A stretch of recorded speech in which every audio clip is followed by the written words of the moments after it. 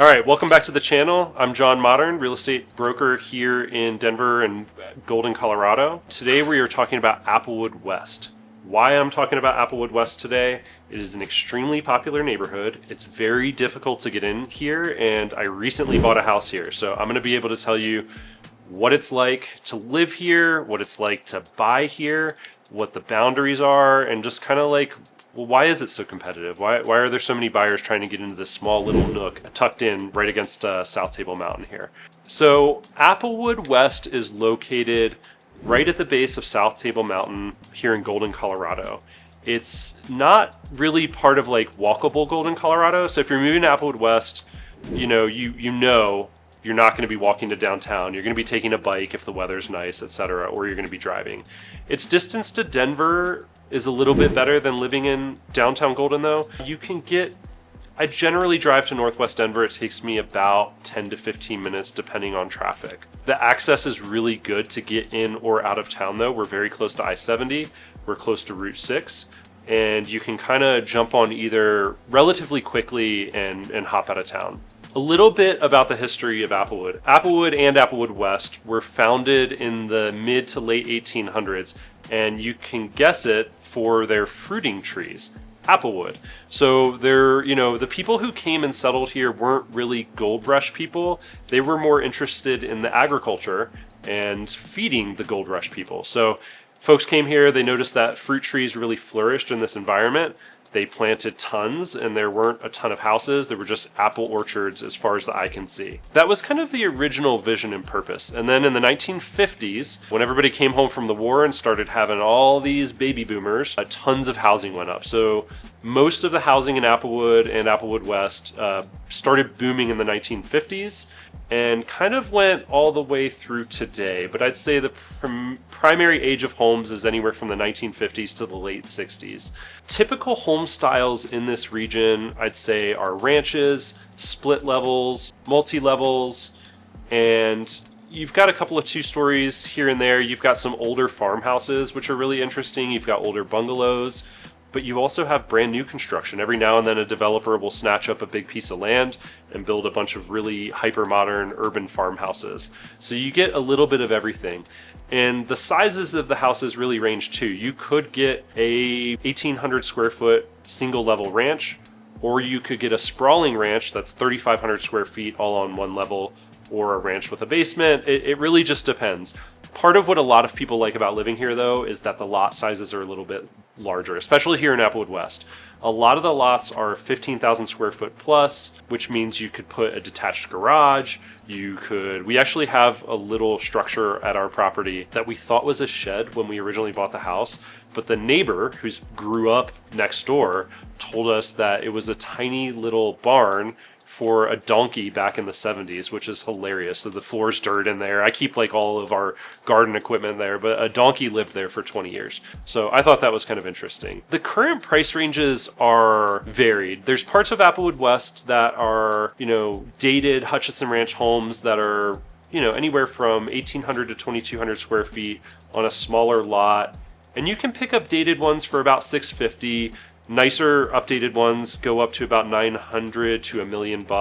And then there's other parts of Applewood with the larger lots and maybe larger homes where a 3,000 square foot house could easily run you $1.3 to $1.5 million.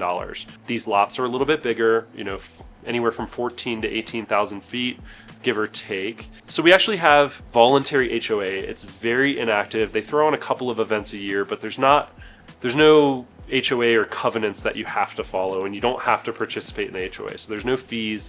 There's also no amenities. But that's not why people come here. People come here because we are at the base of South Table Mountain. There are tons of walking, hiking, biking trails, views of the mountains. You can get to downtown Golden or downtown Denver via Clear Creek Trail, which is really fun. I actually take my daughters to school often on the Clear Creek Trail with our bike. And there's tons of tree coverage. There's old growth trees everywhere in the neighborhood. All of these trees were planted. A lot of these deciduous trees were not native. Your big ash trees and your maples, they were brought here and planted here. But they were done so in the 50s, 60s, and 70s. Some of them have grown out of control and are coming down, but others provide really good shade. What it's like living here. We we moved here because there is a really great sense of community. Every morning you see kids going to school, families walking their kids to school, people on bikes, people enjoying the outdoors, people kind of on their hike or bike ride up South Table Mountain. And we also have this really cool trail called the Ditch Trail.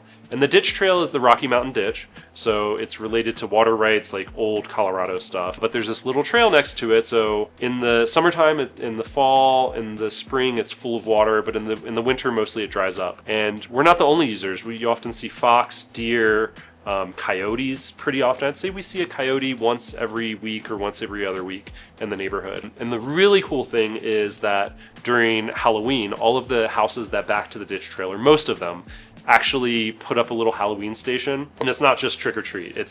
They might have like a haunted experience. They'll have adult beverages. Your kids can get like the big Snickers bars. It's not just the little treats. And it's just a really big community event. Everybody's hanging out, everybody's talking, and it's still just one of those neighborhoods that during a season like Halloween, you feel like you're in one of those old suburbs growing up.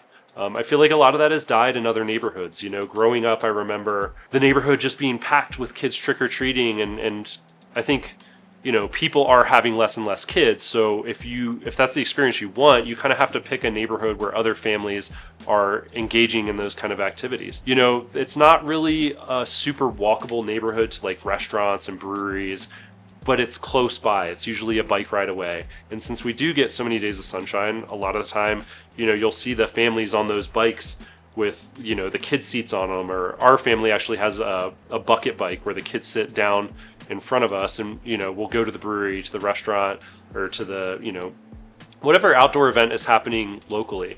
And another reason a lot of families come here is because of the schools. For elementary, you've got Maple Grove or other Montessori options nearby if you elect to kind of choice into a different program. So Golden Compass Montessori campus is really nearby, a really highly rated Montessori school. There's the Wheat Ridge Compass Montessori. And of course the standard track would be Maple Grove, which is a great elementary school. For middle school, depending on what part of Applewood West you live in, you get two choices. You've got Bell Middle School or Everett. Middle school is one of those things where it's really hard to find a great rating or a great rated middle school. And I think it's just a tough age. I think kids are having kind of a tough time in middle school. So, it's hard to find a really highly rated one. Bell is rated higher than Everett if you're deciding between the two. But there's a lot of other factors and considerations to really think about when picking a school that aren't just great schools ratings. Golden High School on that subject is really highly rated. It's 9 out of 10. And you might pick Golden or Wheat Ridge High School depending on which neighborhood or which street you're on. So Wheat Ridge High is a 7 out of 10. But again, depending on your kid's friends and the school programs and more specifics about what your kid kind of naturally leans towards, I'd say is more important than the rating itself. Verify these ratings. Those are current. It's, February of 2026. That is going to change and often does. There are pretty, limited before and after school care options. So that's a big consideration as well. We went with Compass Montessori because we got lucky enough to get in. We really believe in the Montessori model, and there's a great after school care option at that school. So that was a big part of it. A little bit about lifestyle and community, who lives here. I'd say you have, first of all, everybody lives here. It's not just families, but you have like old retirees who've grown up in Applewood West that don't leave because it's such a great place to live.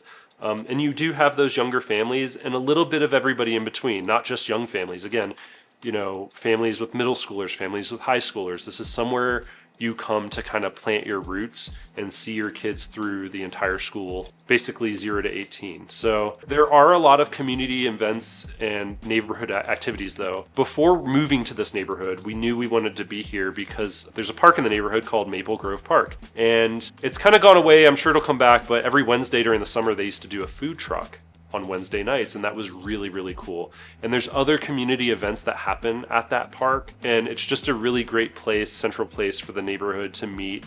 And you're always going to run into neighbors there, people There's a giant field to let your dog off leash and kind of throw the ball. And there's just tons of parking. It's not as busy as downtown Golden. So if you want to be in Golden, but you don't want that congestion, Applewood West is a great option. The top 3 advantages I'd say to living here are the school options for your children. That was probably at the top of our list why we chose to come here. The proximity to trails for hiking, biking, walking, all of that stuff. And, your relative proximity to downtown Denver and downtown Golden. You're still really close to both. You've kind of got one foot in the foothills and one foot in the city still, so you don't really have to give up or compromise too much with either of those things. Some of the honest drawbacks, like the things that people don't talk about, lots of parts of the neighborhood are pretty loud. You can hear I-70. So part of still being connected to a metro area and being on an upslope next to a highway is that a lot of the neighborhood still hears highway traffic. Not all of it. It depends kind of block to block where you end up. But if that's important to you, you need to be really picky about what street you end up on. And it's hard to be really picky because there's never a ton of inventory here. So another drawback or challenge is the cost of living and the availability of housing over here. It is historically a very difficult market to get into in any market. These past 12 to 18 months, a lot of neighborhoods have really kind of come back in pricing and inventory has gone up. Applewood has remained the same, if not more competitive than it was in the peak COVID years, 21, 22, where people were going way over asking.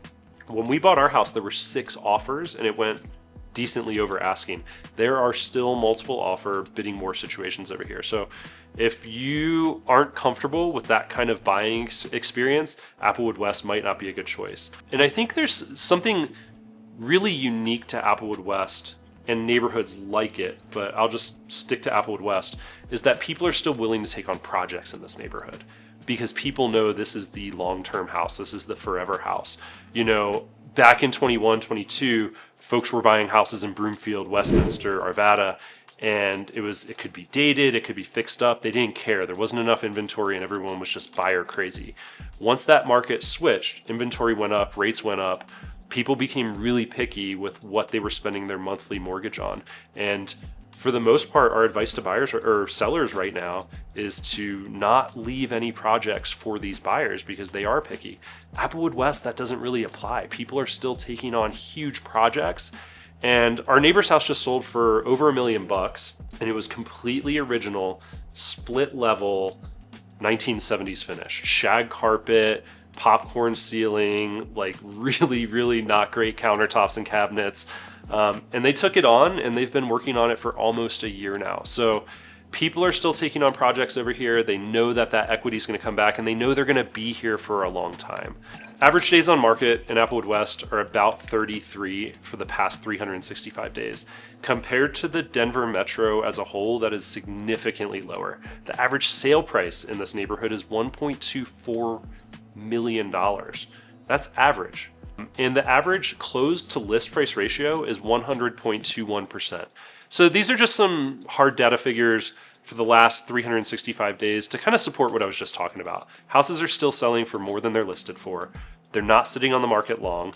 I think the reason the average is 33 days is because some of the houses are right on the highway.